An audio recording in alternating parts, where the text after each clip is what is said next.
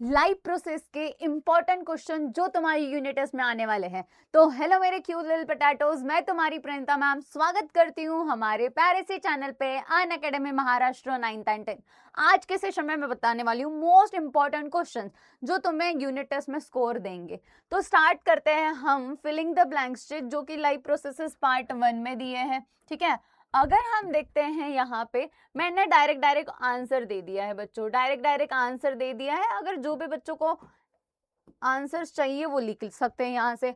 After a complete oxidation of glucose, क्या पूछा है? Complete oxidation of glucose last में एंड प्रोडक्ट में कितना एनर्जी मिलती है? कितना मिलता है बच्चा? 38 एटीपीज मिलती है। At the end of glycolysis, glycolysis होने के बाद कितना कौन से एंड प्रोडक्ट होते हैं? तो कौन होते हैं? 2 पायरुविक एसिड, 2 एटीपी, 2 NADH और NADH2 होता है, और मॉलिक्यूल्स, ये सारे मॉलिक्यूल्स ऑब्टेन्ड होते हैं। ठीक है, जेनेटिक रिकॉम्बिनेशन कौन से फेज में होता है? 3rd फेज में, प्रोफेज के। ठीक है, देन अगर हम बात करते हैं chromosome arrange parallel to the equatorial plane में, बीच में, दैट इज अ मेटाफेज। कौन सी फेज है? मेटाफेज है। For formation of plasma membrane lipid molecules चाहिए। बुक में तुम्हें फॉस्फोलिपिड दिखेगा। ठीक है, फॉस्फोलिपिड दिखेगा। ठीक है, फॉस्फो मतलब लिपिड की बाय लेयर, उसको बोला जाता है फॉस्फोलिपिड। ठीक है, मसल सेल में, मसल सेल्स कौन सा रेस्पिरेशन परफॉर्म करती है? जब बॉडी एक्सरसाइज करती है उस टाइम पे मसल्स जो होते हैं वो अनएरोबिक रेस्पिरेशन परफॉर्म करते हैं। फिर अगर हम बात करते हैं right the definition, most important सवाल। ठीक है, ये जो है डेफिनेशन का जो है, ये इसमें तुम्हें ये 1 मार्क के लिए आ सकता है तुम्हारी यूनिट टेस्ट में। और अगर मैं यूनिट टेस्ट की बात करूंगी, यहां से तुम्हें करके जाना है दिस वन, ये यूनिट टेस्ट में आ सकता है। ठीक है बच्चा, okay.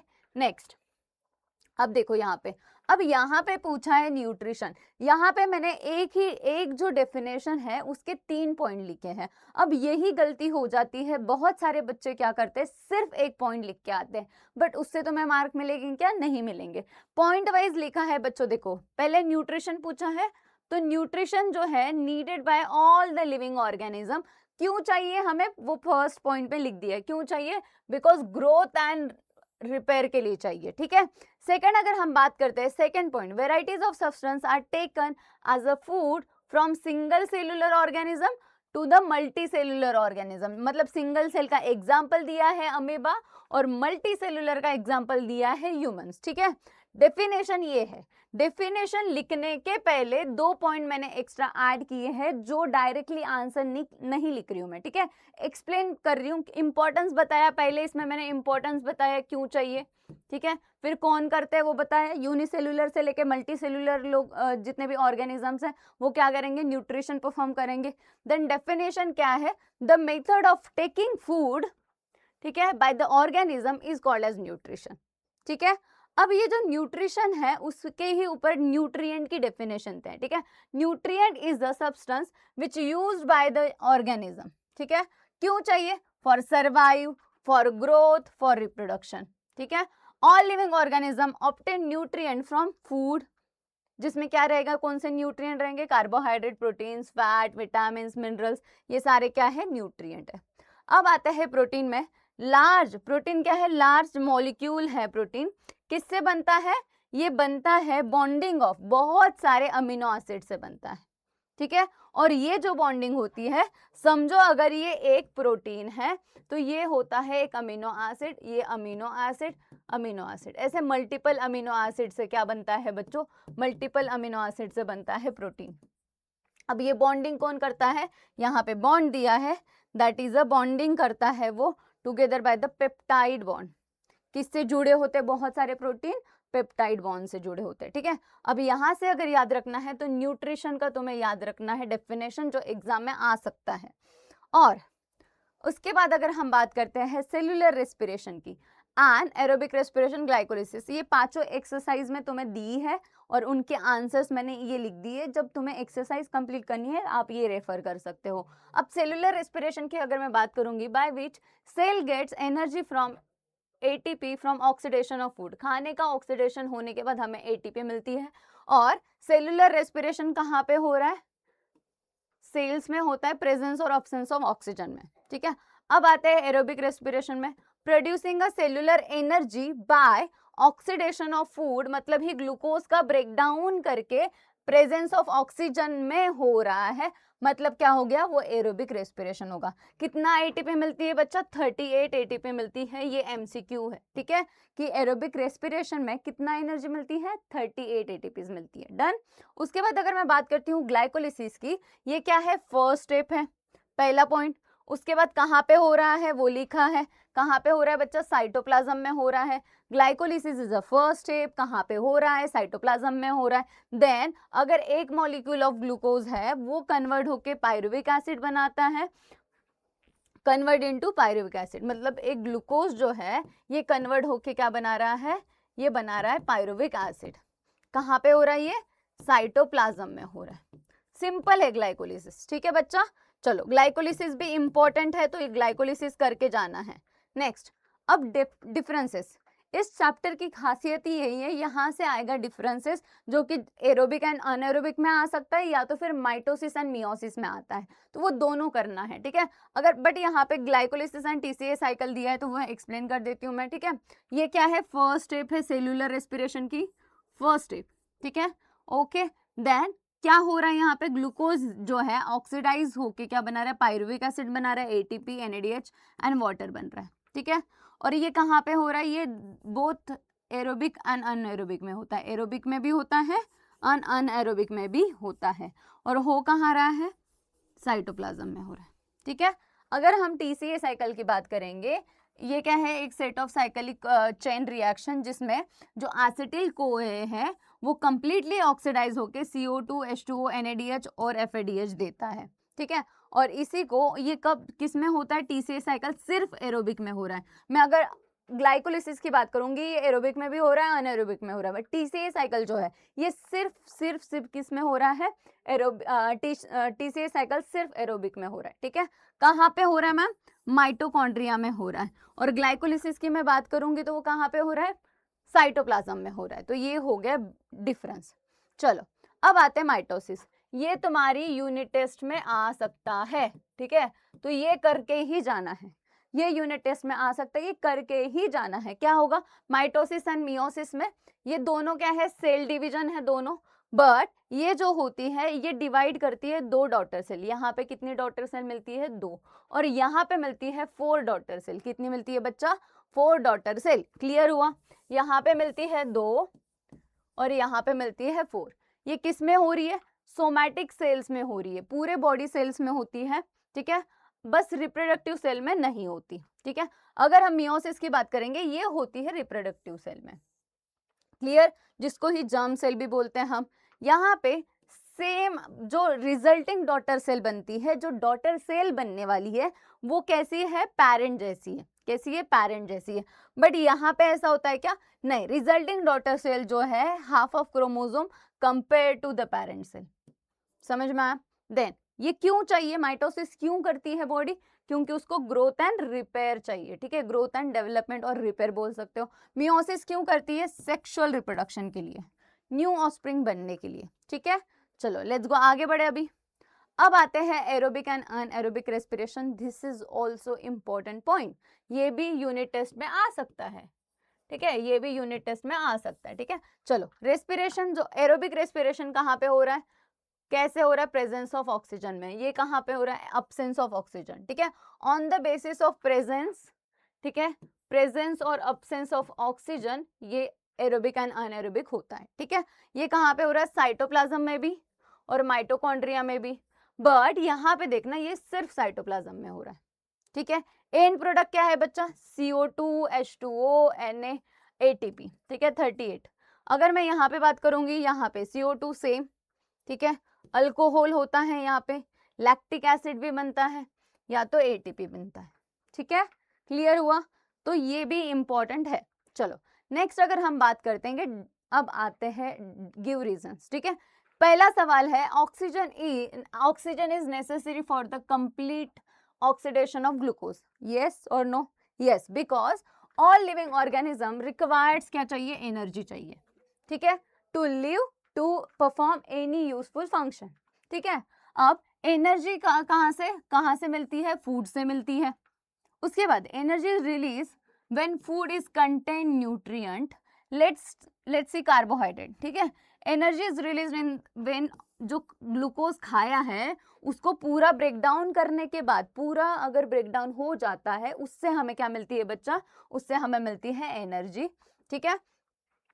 occurs which carbohydrate which we eat converts into simple substance और with the help of oxygen, ठीक है। फॉर कंप्लीट ऑक्सीडेशन हमें क्या चाहिए, ब्रेक डाउन सिंपल सब्सटेंस के लिए ऑक्सीजन हमें जरूरी है। तो अगर उसको ब्रेक डाउन करना है, खाने को कंप्लीटली ऑक्सीडेशन करना है, वी नीड ऑक्सीजन, ठीक है। तो हेंस प्रूव हो गया oxygen is necessary for the complete oxidation, ठीक है। चलो नेक्स्ट सवाल है इंपॉर्टेंट न्यूट्रिएंट, ठीक है। सारे न्यूट्रिएंट, जैसे न्यूट्रिएंट का डेफिनेशन यहाँ पे लिख दो, मैंने वहां पे लिखा था करके यहाँ पे नहीं लिखा है, वही डेफिनेशन लिखो। Then beside carbohydrate, proteins, fat, vitamin, minerals, water, fibres, और ये सारे इसेंशियल न्यूट्रिएंट क्या है, सारे इसेंशियल न्यूट्रिएंट है, ठीक है। फाइबर जो होता है वो डाइजेस्ट नहीं करता, can not be digest but help in the digestion of other substance, so that is why fibers is also important, ठीक है। चलो पहले ये डेफिनेशन, ये एक्सप्लेन करने के पहले न्यूट्रिएंट लिखना है, न्यूट्रिएंट की डेफिनेशन लिखनी है, देन ये एक्सप्लेन करना है, ठीक है। चलो नेक्स्ट आगे बढ़े। अब अगर हम बात करेंगे सेल डिवीजन के बारे में, cell division is important property of cell, yes, ठीक है। अगर मुझे बताओ सेल डिवीजन नहीं होगी तो तुम्हारा सेल डिवीजन के वजह से ही तो रिपेयर वगैरह हो रहा है ना, अगर समझो लग गया है, ठीक है, वापस वो सेल कैसे आती है, due to the cell division, ठीक है। वो स्किन कैसे होती है, ठीक है। चलो by the cell division new cells are form, ठीक है। पहली से क्या बनती है, नई सेल बनती है, और new cell can be form by new individual from existing one, ठीक है, जो है उससे बनता है। फॉर एग्जाम्पल 1 अमीबा जो हो है, ठीक है, ये अगर सेल डिवीजन करके क्या बनाएगा, 2 अमीबाज बना ले, ठीक है, ओके। इन मल्टीसेल्युलर ऑर्गेनिज्म इसेंशियल है for the growth and repair, ठीक है। सो बोथ टर्म में हीलिंग वुंड्स वगैरह अगर लग जाता है उसको हील करने के लिए वगैरह, तो हमें क्या, सेल डिवीजन इंपॉर्टेंट है। Next sometimes higher plants animals also perform anaerobic respiration, yes, ठीक है। देखो कैसे करेंगे, जब अब एरोबिक रेस्पिरेशन जो ऑर्गेनिज्म परफॉर्म कर रहा है उसमें एरोबिक में क्या चाहिए, ऑक्सीजन चाहिए। अगर या तो ऑक्सीजन कम हो जाए, ठीक है, उसके बॉडी में कम हो जाए, या तो नहीं है, उस टाइम पे वो ऑर्गेनिज्म क्या स्विच करेगा, अनएरोबिक रेस्पिरेशन में स्विच करेगा। अगर एग्जांपल के थ्रू अगर हम देखते हैं, जैसे कुछ हायर प्लांट्स है और एनिमल्स हैं, ये अनएरोबिक रेस्पिरेशन परफॉर्म करते हैं, बट कब, when there deficiency of oxygen हो जाए, ठीक है, या तो कम हो जाए या तो नहीं है सराउंडिंग में। फॉर एग्जाम्पल अगर हम बात करते हैं, कोई सीड है, ठीक है, ये सीड को मैंने जर्मिनेट कर दिया और यहाँ पे पूरा वाटर हो गया है, ठीक है, तो ये रेस्पिरेशन तो कर नहीं पाएगी, तो ये क्या स्विच करेगी, ये स्विच करेगी अनएरोबिक रेस्पिरेशन में। क्यों, क्योंकि इसको अगर सरवाइव करना है बच्चों, इसको अगर जिंदा रहना है तो इसको करना पड़ेगा ना अनएरोबिक में, ठीक है। अब अगर हम सेकंड एग्जांपल से बात करते हैं, हम, ठीक है, मैं बहुत ज्यादा एक्सरसाइज कर रही हूँ, आप लोग भी बहुत ज्यादा एक्सरसाइज कर रहे हो, उस टाइम पे बॉडी में ऑक्सीजन चाहिए और हमारे बॉडी में उतना अमाउंट ऑफ ऑक्सीजन नहीं है, तो बॉडी क्या करेगी, वो या अनएरोबिक रेस्पिरेशन स्टार्ट करेगी, ठीक है, तो स्विच करेगी अनएरोबिक रेस्पिरेशन। उस टाइम में क्या होता है, जब बॉडी में अनएरोबिक रेस्पिरेशन, जब बहुत एक्सरसाइज करते हैं हम, उस टाइम पे मसल सेल्स जो होती है they perform anaerobic respiration while, ठीक है, okay, while due to this. अब अगर अनएरोबिक रेस्पिरेशन परफॉर्म कर रही है तो less amount of energy produce होती है इन द बॉडी, ठीक है, क्योंकि अनएरोबिक रेस्पिरेशन में लेस अमाउंट ऑफ एनर्जी क्यों मिल रही है, क्योंकि कंप्लीट ऑक्सीडेशन नहीं हो रहा है, ठीक है, ये पॉइंट हमेशा याद रखना। Next, Krebs cycle as known as TCA cycle, yes, because क्योंकि Krebs cycle is discovered by the scientist का नाम लिखना, ठीक है, Krebs, but it is also called as citric acid cycle because क्योंकि फर्स्ट जो स्टेबल प्रोडक्ट बनता है साइकिल में, ठीक है, that is a citric acid. क्या बनता है बच्चों, सिट्रिक एसिड, इसीलिए वो सिट्रिक एसिड साइकिल भी बोला जाता है, ठीक है। This is form when acetyl कोए कंबाइंस विद 4 कार्बन, ये तुम्हारी बुक में नहीं है, मैंने थोड़ा एक्स्ट्रा ऐड करके दिया है, ठीक है। कैसे उसको टीसीए साइकिल क्यों बोलते हैं, इसीलिए क्योंकि सिट्रिक एसिड भी बनता है, ठीक है। चलो नेक्स्ट, अगर हम बात करते हैं ग्लाइकोलिसिस के बारे में, ठीक है, चलो ग्लाइकोलिसिस को मैं बहुत इजी वे में बता देती हूँ कैसे लिखोगे। पहले तो ये ग्लूकोज लिख देना, ठीक है, ग्लूकोज बन के क्या बन रहा है, पायरुविक एसिड बन रहा है। ये कहाँ पे हो रहा है, ये हो रहा है साइटोप्लाज्म में। कहाँ पे हो रहा है, साइटोप्लाज्म में। और इस प्रोसेस को क्या बोला जाता है, ग्लाइकोलिसिस। क्या बोला जाता है, ग्लाइकोलिसिस। क्यों बोला जाता है ग्लाइकोलिसिस, बिकॉज ग्लूकोज का क्या हो रहा है, ब्रेकडाउन हो रहा है। लिसिस मतलब क्या, ब्रेकडाउन, ठीक है, क्या होता है, ब्रेकडाउन होता है। यही तुम्हें एक्सप्लेन करना है। Glycolysis is the first step of cellular respiration, first point, ठीक है, ये सेलुलर रेस्पिरेशन की फर्स्ट स्टेप है। लोकेशन क्या है, साइटोप्लाज्म है। कॉमन है दोनों में, एरोबिक एंड अनएरोबिक में दोनों में होता है ग्लाइकोलिसिस। एक जो ग्लूकोज मॉलिक्यूल है वो स्टेप वाइज ऑक्सीडेशन होता है और वो ग्लूकोज कैसा बनेगा, 2 पायरुविक एसिड बनाएगा, ठीक है। कितनी एनर्जी बनती है, 2 एटीपीज, NADH वाटर मॉलिक्यूल बनते हैं, ठीक है। चलो नेक्स्ट,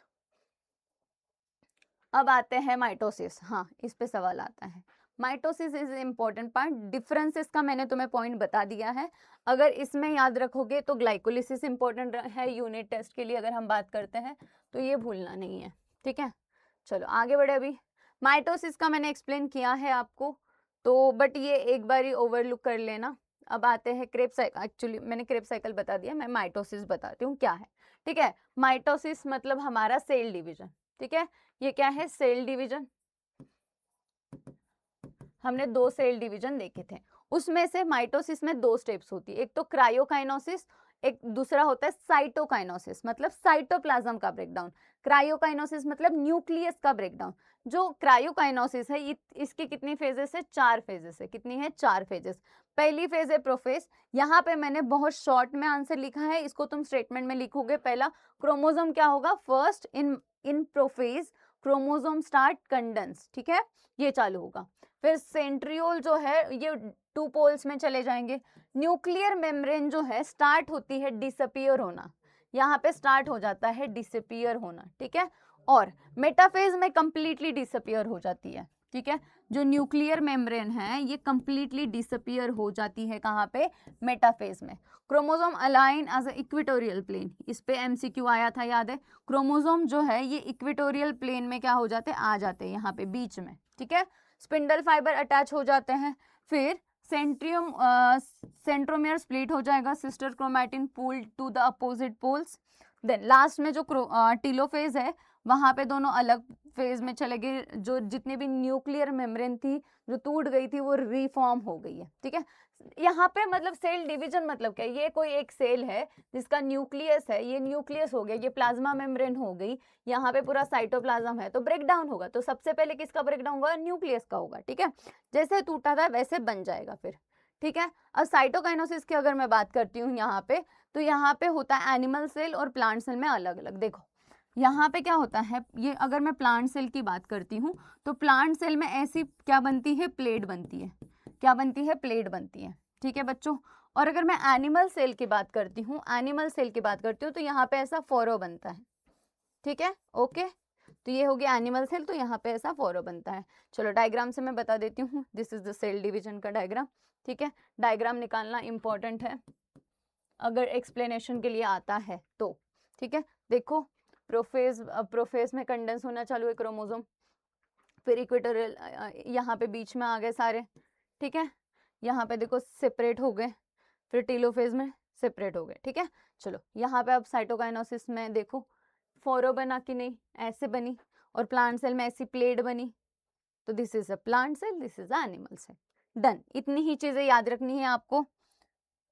ये लास्ट तुम्हारी बुक में फ्लो चार्ट है, ये वाला करके जाना है, ठीक है।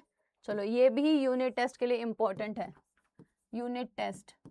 तो ये सारे हमारे इम्पोर्टेंट क्वेश्चन थे क्यूटीज।